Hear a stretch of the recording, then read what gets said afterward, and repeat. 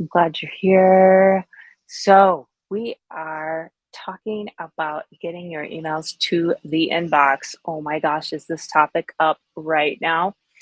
And the four mistakes to avoid around email deliverability and getting your emails into everything. It's super nice out, right? We like what we got going on here in Northern California. Looking good, right? All right. Anyways, back to it. So the four things are to, um, let's see, not be thinking about engagement. So engagement. So the mistake would be not to be thinking about engagement. Secondly, a mistake is to skip authentication. And we'll get into these in a little detail because we got 7 minutes here, right? But I'll give you enough info to put it to use today. And a third one is to not think about content or be doing content the old ways. And the fourth one is to not pay attention or not even know about reputation. So, reputation, authentication, content, engagement, those are the things that matter in terms of getting your email to the inbox. So, quick story, we're working with somebody right now, companies in the Midwest area of the US, and they have been working with an email service provider out of the country. And that email service provider is blocking emails that they're sending out, so they don't even get their own emails back in to their box, which is crazy. And they also were using an IP address that's being used for spammers. So other people are sending spam off of that, which is actually hurting our client, our company that we're working with. Oh my gosh, causing so much trouble. So we've been working with them to get that sorted. So that piece, just starting with that piece, that's a bit about reputation. So it matters who your email service provider is. It matters what IP addresses they're using. If your emails are coming off of the same server that known spammers are coming off from, that's going to hurt you. So crazy, right? Seems so crazy, but reputation really matters around email deliverability and getting to the inbox. I'm in a mastermind right now, another certification around email deliverability. So this is, a topic that could take up hours and just days even talking about. But I just want to give you a quick peek into it to let you know that, yeah, big topic, big topic. All right. So reputation matters. And let's then go to content because this ties in a little bit to it as well. The content. So, for example, when you have links in your email, those links, in best case, best practice, are going to have the same domain as the from address of your email. So, the big three service providers who care about reputation and all the things we're talking about here, Microsoft, Yahoo, Verizon, and Google, those are the three. And pick one for yourself. That's what, you owe it to yourself if you have a business that's bringing in your income to have one of those three as your email service provider. They are the ones that care about all this. And so we know that Microsoft in particular, we've heard, gets super persnickety about content. All of them do, all three of them do. But for example, if those links in the email are different from the sender's email address, the domain of that sender. So mine is kokoroinc.com. If I start putting a lot of links or really even any links in my email that are not at a kokoroinc.com address, that could cause problems. And it's like anything, all these work together. And so often it's not one single thing. It might be one single thing, but there could be just like the combination of things. Another one is I have to say, when I used to write emails, I would say click here, that kind of thing. Apparently, especially Microsoft does not like that kind of click here, feels spammy to them. They really want all three of the big three want the email to feel like it's coming from a person and be personal. And so they're looking for that in the content.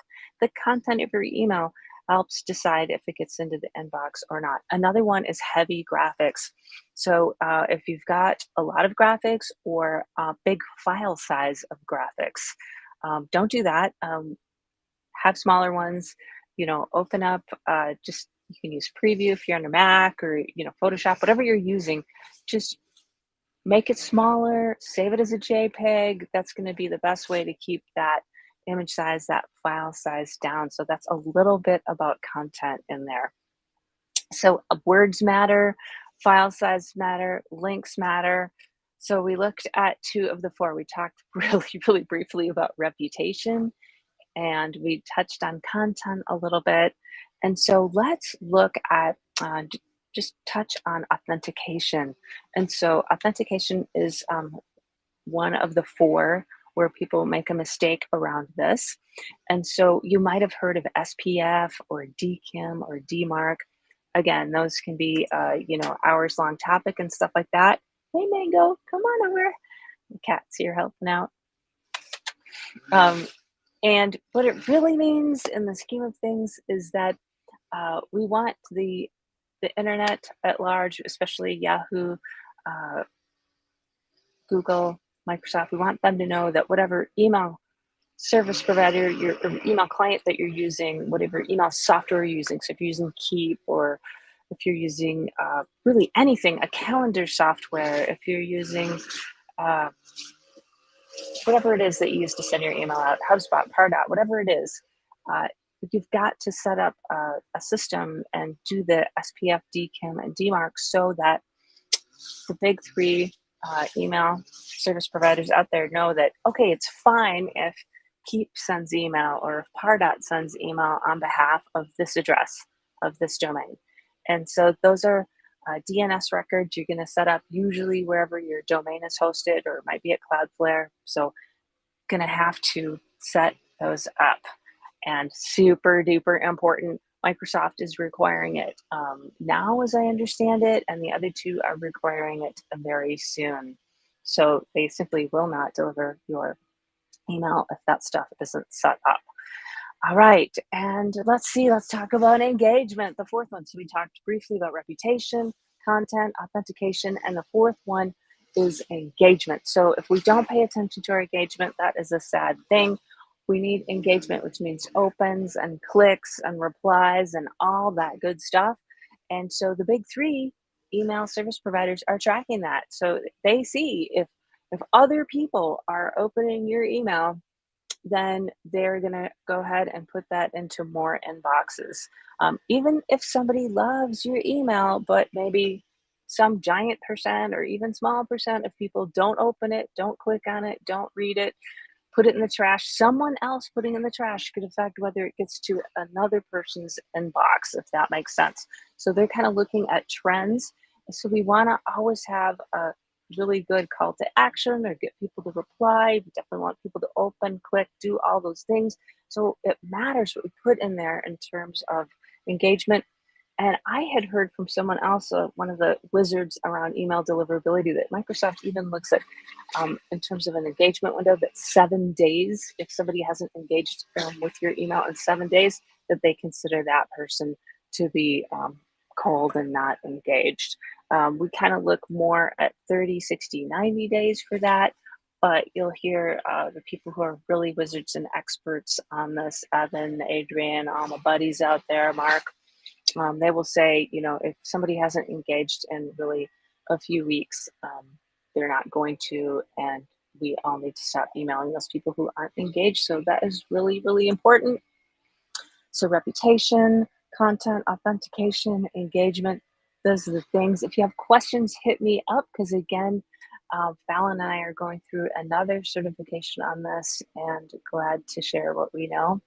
So happy marketing, happy sales to you, and have a beautiful Tuesday. Bye.